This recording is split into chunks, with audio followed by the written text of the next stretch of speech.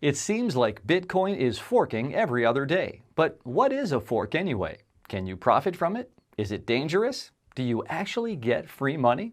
Well, stick around. Here on Bitcoin Whiteboard Tuesday, we'll tackle these questions and more.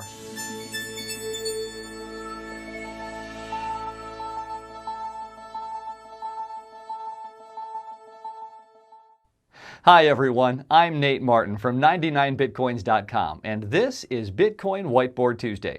During each edition, we'll go over some basic ideas about Bitcoin. That way, you can learn more about Bitcoin yourself or forward these videos to friends or family members who have questions.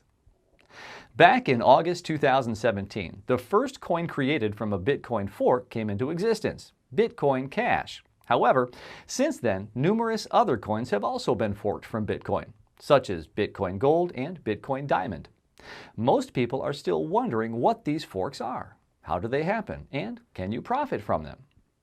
So what's a fork?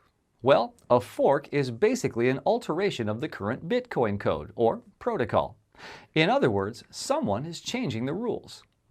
Imagine that you're playing a game with thousands of other people from around the world. Then someone says, "Hey, let's change the rules." Normally, for the game to stay intact, everyone needs to agree about the rules being changed. If that happens, then the change is implemented and everything continues as normal.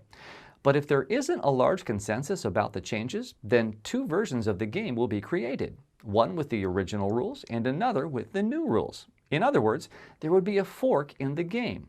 That's similar to a fork in the road. The same can happen with Bitcoin's code. Generally speaking, when a fork happens, you will have an original Bitcoin and a new Bitcoin. For example, Bitcoin Cash changed the block size from 1 megabyte to 8 megabytes, so more transactions can be processed with each block.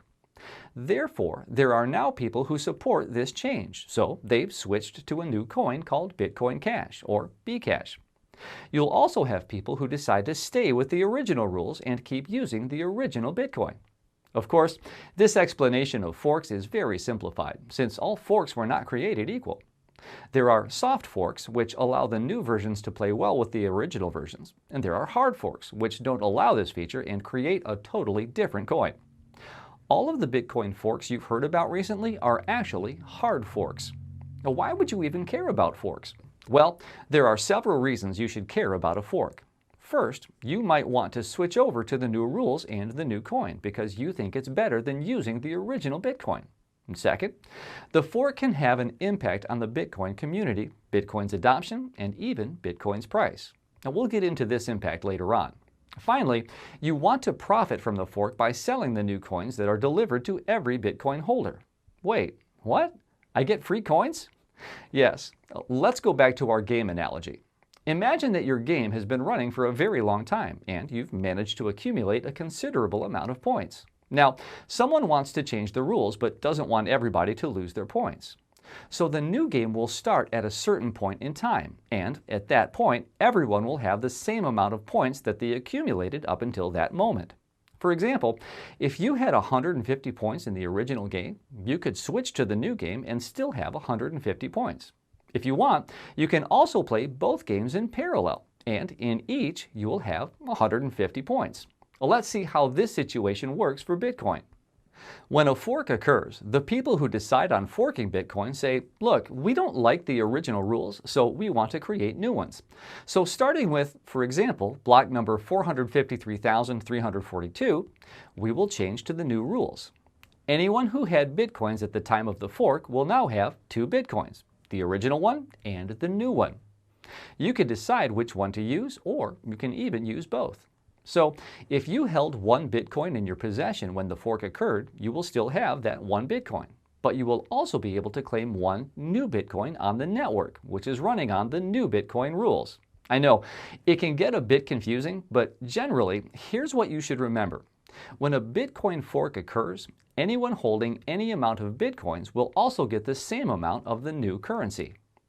This situation doesn't automatically happen, but you do need to claim these coins. So each new coin has a different claiming mechanism, but we won't be able to cover them all in this video. Once you claim your new coins, you can hold on to them or sell them. In other words, you can generate money for nothing since all you did was claim coins from thin air, then sell them on an exchange. Easy money, or is it?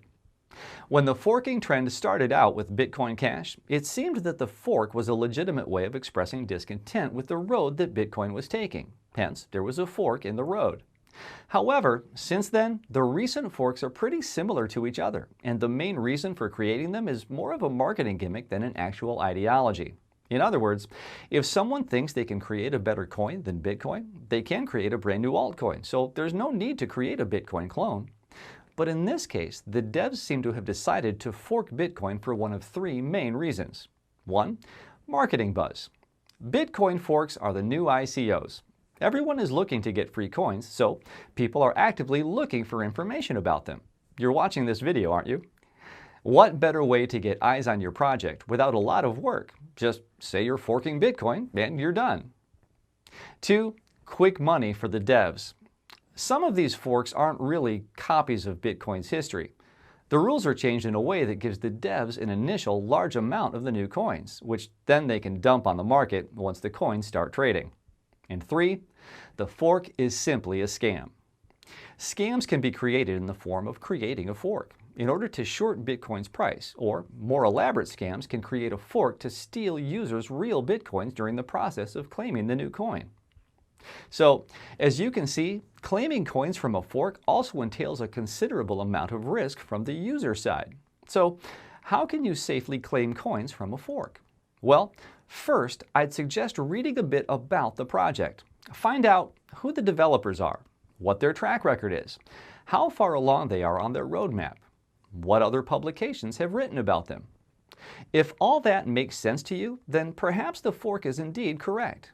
However, even if a fork is legit, that doesn't mean it's worth going through the hassle of claiming its coins. The claiming process is usually complicated, and you risk losing your coins if you don't know exactly what you're doing. Say you're holding 0.5 Bitcoins, and you're eligible for 0.5 Bitcoin Gold. If so, I'm not sure the immediate profit is worth the risk. Of course, it's a personal decision you should make. For example, one of the most important things that a forked coin has to implement is replay protection. Basically, the network will be able to separate the new coin from the old one, but it won't accidentally send the original coins to a new coin address when claiming the forked coin. In the end, you decide that you want to claim your coins. I suggest that you only follow guidelines from well-known wallets or credited publications. Keep in mind, in the end, it's your money, and no wallet or publication will be able to take responsibility if you do something wrong along the way, even if they accidentally publish misinformation. Remember, it's a risky business. Understand that, and make your own choices. The only rule that you should always follow is this. Before trying to claim any coin, move your Bitcoins to a new wallet with a new seed phrase. That way, you'll reduce the chances of losing your Bitcoin to almost zero. I hope you now have a better understanding of what forks are and how they work, as well as the benefits and potential problems. You may still have questions. If so, just leave them in the comment section below. If you're watching this video on YouTube and enjoy what you've seen, don't forget to hit the like button and make sure to subscribe for notifications to new episodes. Thanks for joining me here at the whiteboard. For 99bitcoins.com, I'm Nate Martin, and I'll see you in a bit.